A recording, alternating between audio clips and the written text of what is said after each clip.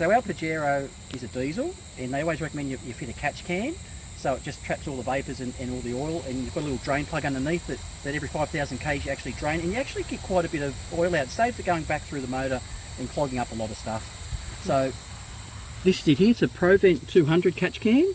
We got it from Western Filters, and we've just bought a replacement filter. How much was the system? So that was about $350 all up, and I had to fit it myself. Yeah.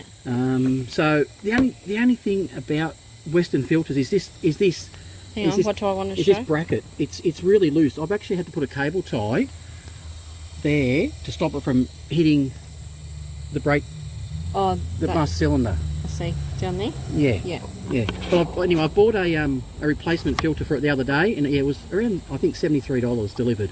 So I'll be doing that in the next service. Yeah. Had no problem purchasing from Western Filters. We did it all online, delivered it out pretty much. Which is pretty good for us, isn't it, really? Yeah. And they shipped it out pretty much straight away, and it took me probably 20 minutes to half an hour to fit.